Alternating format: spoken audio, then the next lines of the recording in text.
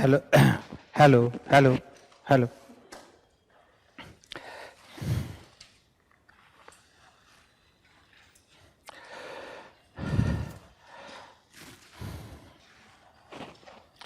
अगर इस उम्मीद में आपने ब्रेक लिया हो कि लेजिस्फेयर न बताना पड़े तो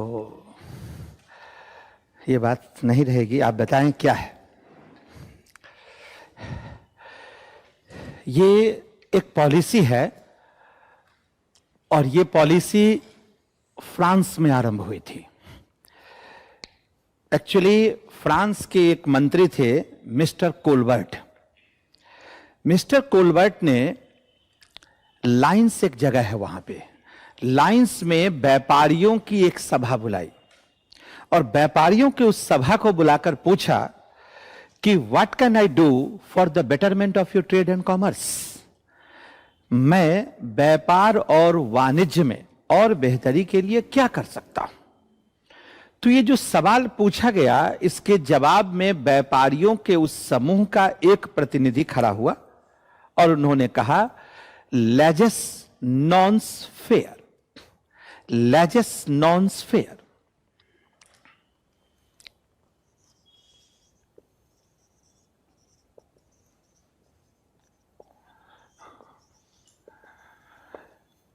लेजस नॉन्स फेयर, इसका ये तो फ्रेंच टर्म है, इंग्लिश में इसका अर्थ होता है leave us to do it. Leave us to do it, it means in simple English minimum interference of the government in the economic matter. आर्थिक मामलों में सरकार की कम से कम भागीदारी, मिनिमम इंटरफेरेंस, कम से कम हस्तक्षेप। तो ये जो लेजस नॉन्स फेयर है, आगे में से इसमें से नॉन शब्द हटा दिया गया और एक टर्मिनोलॉजी बना लेजस फेयर। इस लेजस फेयर को हिंदी में कहते हैं अहस्तक्षेप, अहस्तक्षेप की नीति। अब चूंकि ये फ्रेंच टर्म है तो इसको सिंपल इंग्लिश में हम कहेंगे फ्री ट्रेड, यानी कि मुक्त व्यापार, मुक्त व्यापार। तो लेजस फेयर क्या है? Minimum interference of the government in the economic matter. यह मुक्त व्यापार है, फ्री ट्रेड है। अब आपका क्वेश्चन पूछ रहा है, the heyday of the British power in India. British जो शक्ति है, हेडे का मतलब होता है प्रचंड दिवस, शिखर कब था, जेनिथ। तो आप देखिएगा कि भारत में ब्रिटिश सत्ता की स्थापना कब हुई? 1757 में। और 1757 से आगे बढ़ते चलिए तो आप देखिएगा कि धीरे धीरे भारत में ब्रिटिश सत्ता का चरमोत्कर्ष आया 1813 से लेकर 1919 तक, और इसके बाद फिर ये 1947। मतलब अगर आप पूरे ब्रिटिश सत्ता को ध्यान में देंगे तो पलासी की लड़ाई के बाद भारत में ब्रिटिश सत्ता का एस्टेब्लिशमेंट होता चला गया। इसको एक टर्म है ब्रिटिश डॉक्यूमेंट्स में प्रयोग किया गया बार बार, पैरामाउंसी। पैरामाउंसी का मतलब होता है सर्वोच्च सत्ता। ये पैरामाउंसी की सत्ता स्थापित होती चली गई भारत में, और 1813 टू 1919 का जो फेज है वो ब्रिटिश साम्राज्य के चरमोत्कर्ष का काल है। 1813, अब 1813 में क्या है? 1813 में the trade monopoly of East India Company was abolished by the British Parliament except exceptions. इसमें अपवादों को छोड़कर ब्रिटिश संसद ने ईस्ट इंडिया कंपनी के व्यापारिक एकाधिकार को समाप्त कर दिया। अपवाद में क्या थे? दो, trading of T and trading with China, चाय का व्यापार और चीन के साथ व्यापार। After 20 years, according to the Charter Act of 1833, the trade monopoly of East India Company was completely abolished, including exceptions. जो अपवाद थे उसको भी समाप्त कर दिया गया। तो आप देखेंगे कि भारत में जो ईस्ट इंडिया कंपनी का व्यापारिक एकाधिकार समाप्त किया गया, इसके पीछे किस फिलॉसफी का हाथ था? वो फिलॉसफी है, पॉलिसी है लेजस फेयर। तो इंडिया के कॉन्टेस्ट में लेजस फेयर इकोनॉमी कब आया? 1813 में। और लेजस्फेयर इकोनॉमी का अंत होता है 1919 में, और 1919 के बाद फिर से संरक्षणवादी नीति अपना ली गई, और यही समय है 1919 जिसके बाद भारत में मास मूवमेंट शुरू हुए। As for example non cooperation movement, civil disobedience movement, quit India movement, NCM, CDM, QIM, ये सारे मूवमेंट इसी समय हुए। क्यूआईएम, ये सब। अब यहां से ब्रिटिश सत्ता का डिक्लाइन शुरू हो गया। तो ये जो टाइम है, ये वही टाइम है लेजस्फेयर का। अब क्वेश्चन पढ़िए, हिंदी में क्या लिखा है उसको पढ़िए। भारत में ब्रिटिश शक्ति का प्रचंड दिवस, भारत में ब्रिटिश शक्ति का प्रचंड दिवस, पढ़िए आगे। हाँ, हस्तक्षेप के आर्थिक सिद्धांत की प्रखर दोपहरी बीती। प्रखर दोपहरी मतलब जेनिथ, ये देखिए हाई टाइम, यही है लेजस्फेयर। जिस समय लेजस्फेयर का टाइम है वही टाइम ब्रिटिश सत्ता का चरमोत्कर्ष का था। मतलब राजनीतिक और आर्थिक परिघटना को मिलाकर यह क्वेश्चन पूछा गया। स्पष्ट हुए? अब आपको ऐसे क्वेश्चन को डील करना होगा। तो आपको जब ये ऐसे कोई प्रश्न आए तो आपको मैंने क्या बताया कि आप ऐसे टर्मिनोलॉजी से बिल्कुल वाकिफ रहिएगा कि ये है क्या। अगर भारत में व्यापारिक एकाधिकार समाप्त किया गया तो एकाधिकार किस फिलॉसफी के तहत किया गया, इसके पीछे का दर्शन क्या था, वही दर्शन है लेजस्फेयर। अब सवाल यह है कि लेजस्फेयर के पहले कौन सा दर्शन भारत में काम कर रहा था? इस टाइम में तो लेजस्फेयर था, इसके पहले किस दर्शन पे काम हो रहा था? तो वो दर्शन है आपका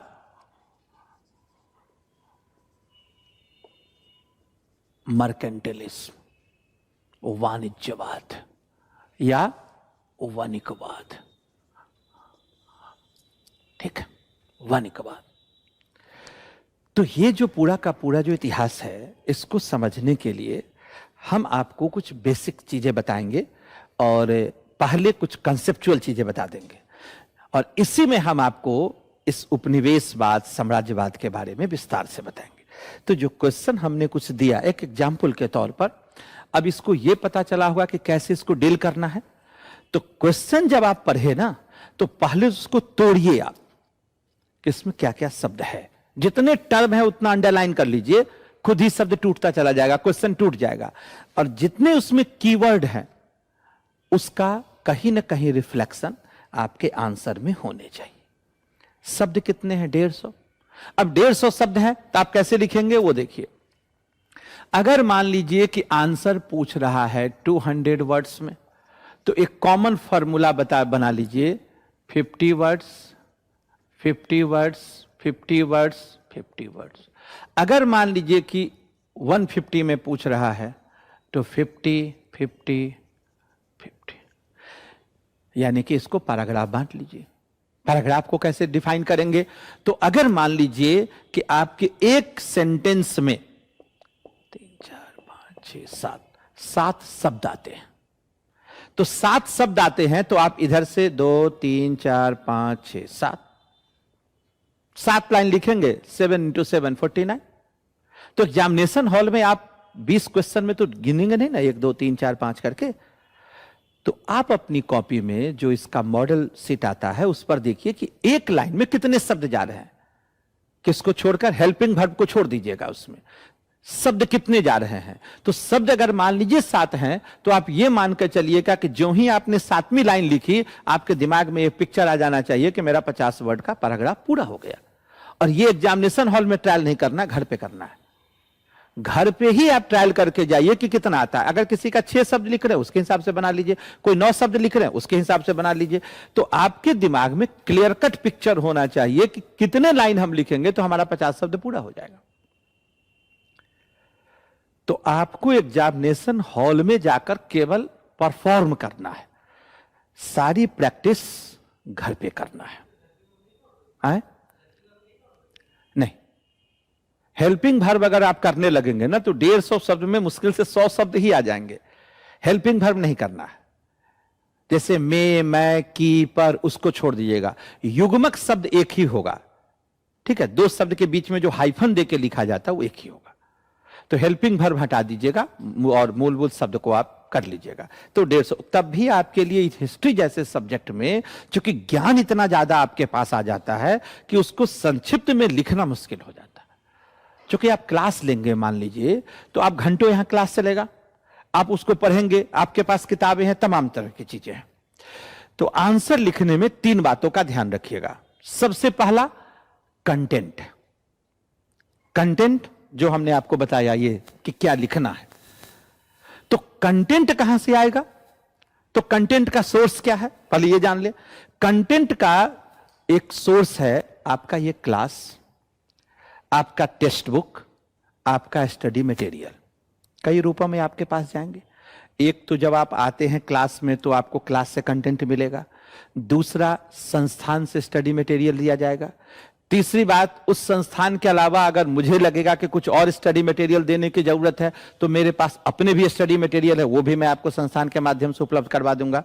और इसके बाद जो टेक्स्ट बुक है वो आपका क्या कहते हैं कंटेंट का सबसे बड़ा साधन है।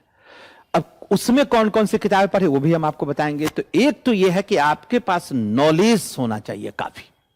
जब आपके पास काफी ज्ञान होगा तो उसमें से चीजों को निकाल कर रखेंगे। जब आपके पास ज्ञान है, आपको पता है, तो दूसरा स्टेज आता है प्रेजेंटेशन का, मतलब प्रस्तुतिकरण कैसे करें।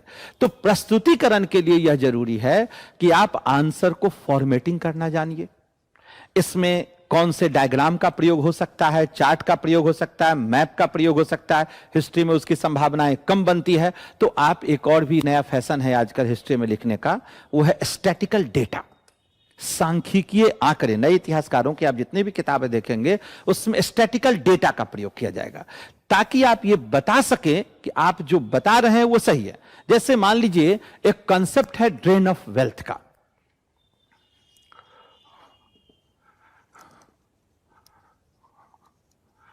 अब धन का जो यह निष्कासन है, अब आप कहेंगे कि नहीं भारत से अंग्रेज धन लेकर गए थे, यह निष्कासन हुआ।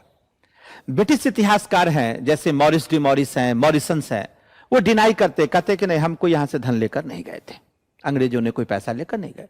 तो आप जब ये बात कहेंगे तो एक तो आपका सोर्स क्या होगा? तो सोर्स में होगा दादा भाई नौरोजी और उनकी पुस्तक। नहीं, क्या नाम है उनकी किताब का? Poverty and un British rule in India. ठीक है। आर.सी. दत्त की किताब है इकोनॉमिक हिस्ट्री ऑफ इंडिया। उसके बाद जस्टिस राणा डे की किताब है एसेस ऑन इंडियन इकोनॉमी। ये 3 बड़े लोग हैं जो ड्रेन ऑफ वेल्थ की बात करते हैं। I am repeating my name. एक तो दादा भाई नौरोजी, दूसरा आर.सी. दत्त और तीसरे जस्टिस राणा डे। इन लोगों ने लिखा, तो ये रेफरेंस हो गए। अब आपसे पूछा जाएगा कि धन का निष्कासन है तो अमाउंट कितना होगा इसका, किस अमाउंट में आपको देंगे? तो आपके पास एक क्लियर कट फिगर होना चाहिए कि कितना दिया गया। तो इस धन के निष्कासन में आप एग्जाम्पल क्या देंगे कि 1757 टू 1765 के बीच में भारत से जो धन का निष्कासन किया गया वो था आपका 60 लाख पाउंड पर एनम प्रतिवर्ष। 1765 टू 1771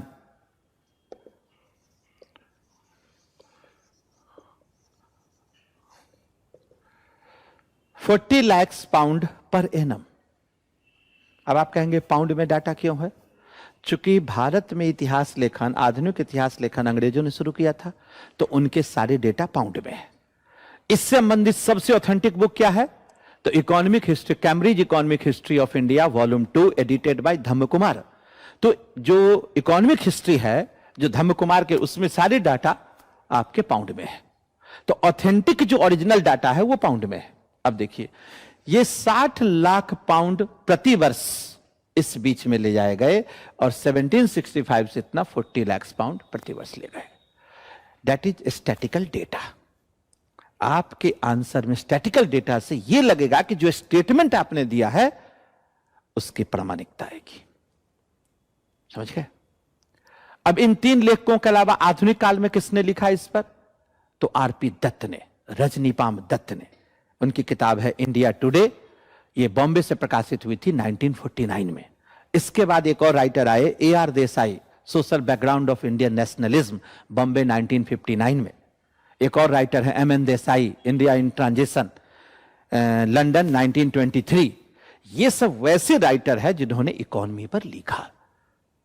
एक और तो वो इतिहासकार है जो फ्रीडम पर लिख रहे थे, दूसरी इकोनॉमी। तो भारत में ब्रिटिश सत्ता का मुख्य उद्देश्य क्या था?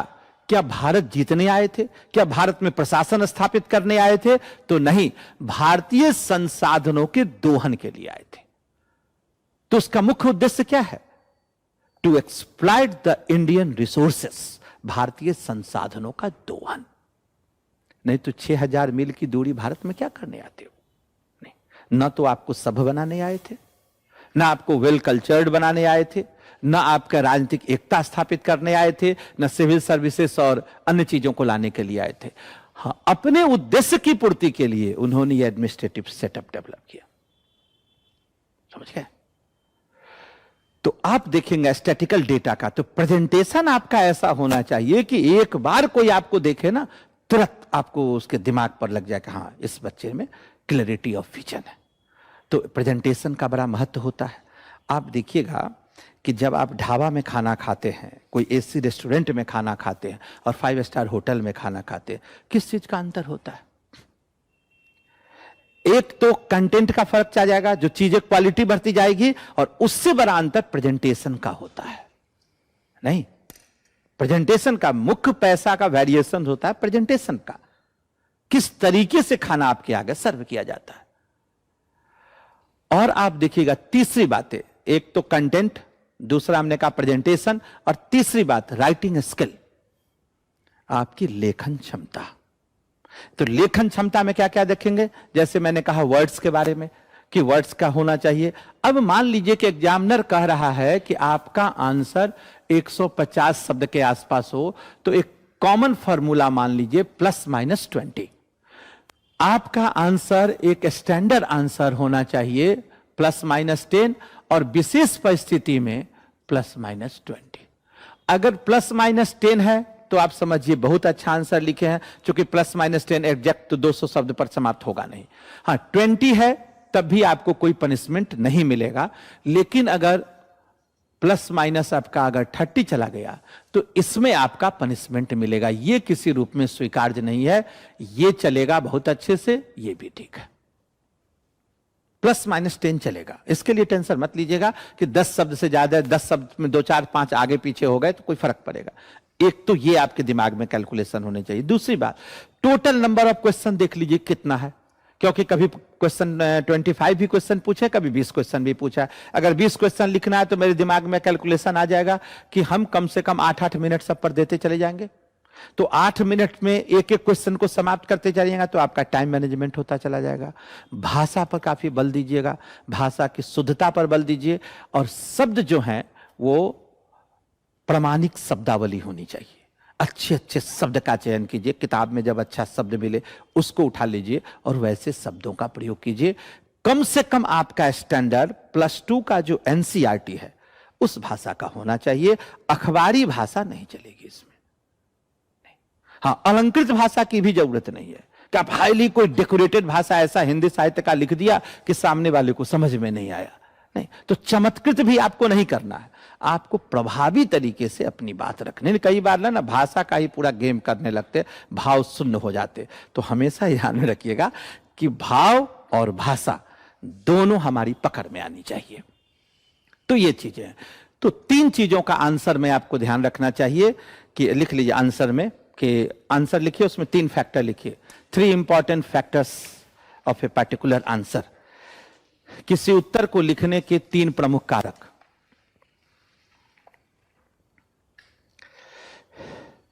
कंटेंट हो गया आपको विषय वस्तु, पहला है विषय वस्तु, दूसरा प्रस्तुतिकरण, और तीसरा राइटिंग स्किल, लेखन कला या लेखन क्षमता। लेखन कला या लेखन क्षमता।